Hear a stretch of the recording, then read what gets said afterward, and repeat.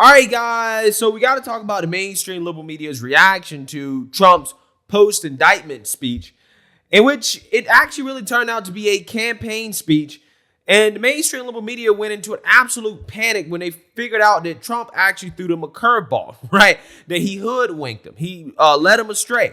And they had been tricked, okay? As you have outlets like ABC that decided to blur out the text message sign that, presidential or political campaigns use in order to get people to text support for them, okay, to send them money and stuff like that. I never thought anything like this could happen in America. Never thought it could happen. They actually blurred that out for President Trump, right? They blurred it out, okay? They didn't want people to see it, okay? Never seen them do that for Biden, okay? But they blurred it out for Trump.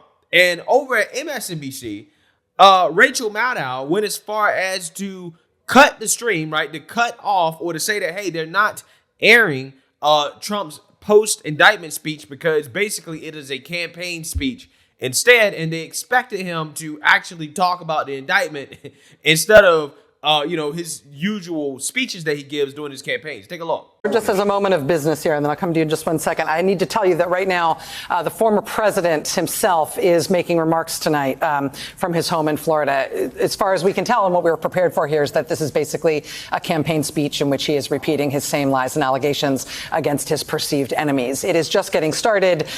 So far, he's just giving his normal list of grievances. We don't consider that necessarily newsworthy, and there's a cost to us as a news organization of knowingly broadcasting untrue things. So our deal with you is that we will monitor these remarks. If he does say anything newsworthy, we will turn them around and report on that right away. But for now, just know that it's happening and we're not taking it. Yeah, so I'm going to address Rachel Maddow here and her ridiculous reasonings for why they're not airing Trump's speech. But first, I actually want to play a live reaction that a podcast was doing to NBC, basically deciding to censor Trump's speech because they weren't getting what they want. And the reaction here is gold, okay? Because there's a whole lot of truth in regards to the real reason for why they're choosing not to air Trump's speech. Take a look. What about Biden's Okay, we've been document? listening into the former president as he makes remarks at Mar-a-Lago. We initially took this event thinking he was going to talk about the indictment today. They cut him off. Yeah, and he tricked you. He tricked you exactly. Exactly. It's turned into Whoa, let's hear this. A list of grievances and, of course, some falsehoods. Yeah, we were expecting him to go crazy and fly off the handle and say, I didn't do anything, this is crazy. And instead he gave a campaign speech, so now you're going to cut away. Because this isn't red meat for your brain-dead fucking audience. It feels like a speech that you would deliver to campaign. I mean, Sammy, you should really stream it from Fox. You know they're going to carry grievances that he aired that we have heard before again That's and again. Astounding. Rehashing Once they found out that he wasn't going to take their bait and embarrass himself, they cut out. There you go. What the hell? There you go. He wasn't even finished. Well, they're not interested in him giving a campaign speech. They wanted him to come up here. They wanted him to do all the things that they claim they don't want him to do. They wanted him to come up there and incite a riot. They wanted him to go up there and say, bring me the head of out, whatever. That's what they wanted him to do. Even though they fake like they're outraged about it, right? They clutch their pearls when he does it. They want him to do it because that's good for that's good for TV. It's good for TV. They don't want him up there giving a campaign speech. Well, wow. well, also wow. now they're I'm so glad we streamed that. That's amazing that they cut out once they realized he wasn't going to give them what they wanted him to give them. And they said it. They said, we were expecting him to address the charges. Right. Well, he's not as fucking dumb as you guys.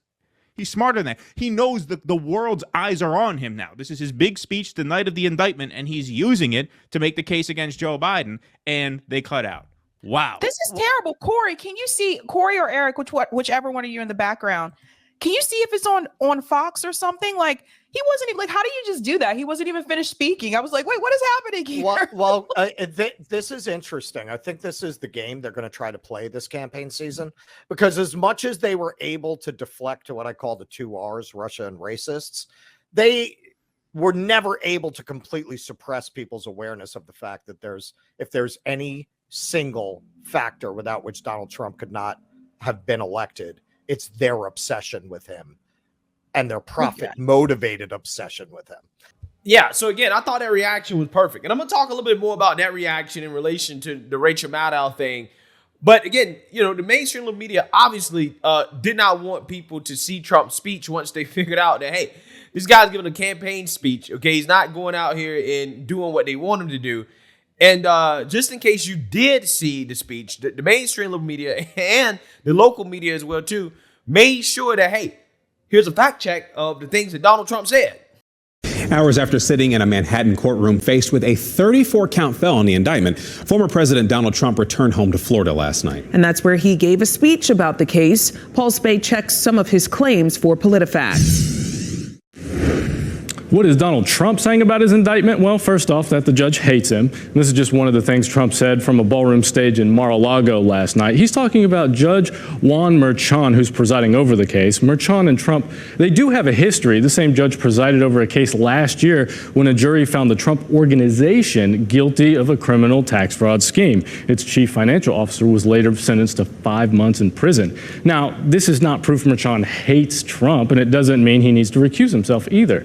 Judicial experts say judges often try and even retry the same people or same groups. Now, what about this next one? Trump said the local prosecutor is backed by liberal mega donor George Soros. He's talking about prosecutor Alvin Bragg, who is endorsed by the group Color of Change. It's a PAC.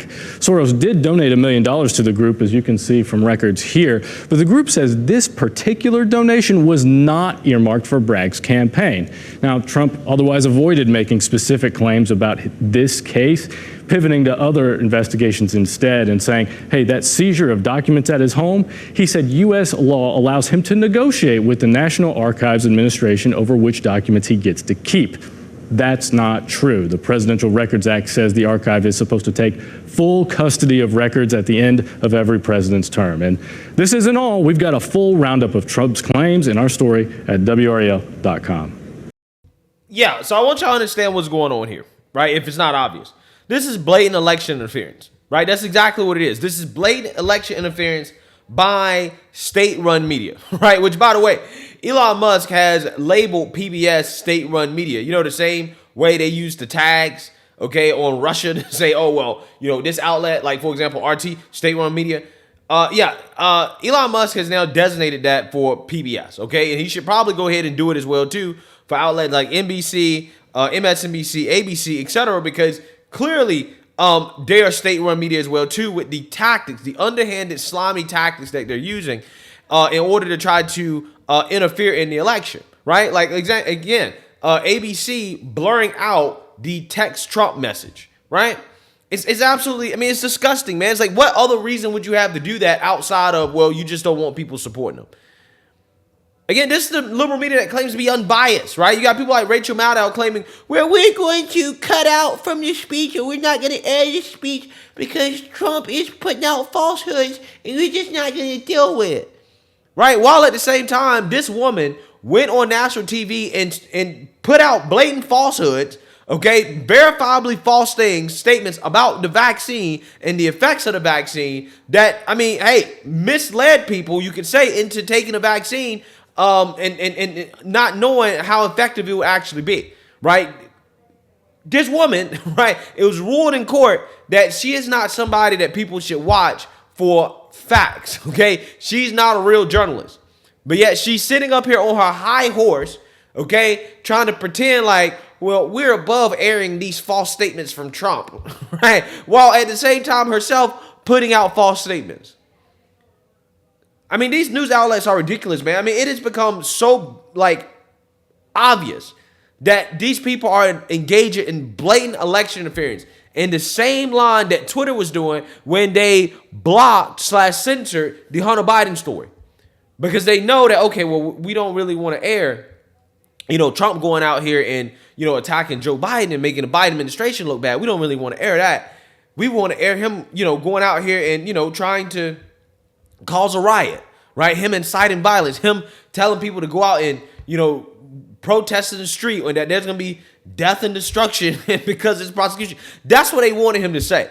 But again, Trump is smarter than that, right? Trump was smarter than him. He outsmarted him. He said, all right, cool.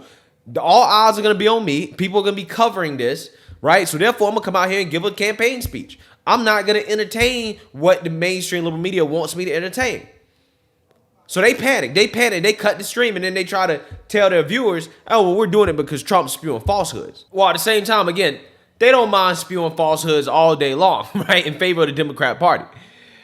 Again, these are the same people that get mad and upset when, outlets like 60 Minutes, they do interviews with Republicans, with people they disagree with, like Marjorie Taylor Greene, right? They get outraged and say, oh my God, why did you platform her? Why did you allow her on your platform? And it's like, again, it's just becoming blatantly obvious, okay, that these people don't believe in free speech, right? They are interfering in the election. They're trying to affect the outcome of the election. And they don't believe that people's voices should be heard that disagree with them. It's really stunning stuff that this is the world that we're living in right here. This is the state of the American media that, again, they become basically state-owned, right? They are just an arm of the Democrat Party, overtly, while also claiming to be unbiased and then boo-hoo whining and complaining because people don't respect their profession anymore. Well, this is the reason why, because you're not real journalists, you're not real news organizations, you're simply propaganda outlets. So let me know what you guys think. Make sure you like, comment, and subscribe. Most importantly, share a Black conservative perspective. Peace.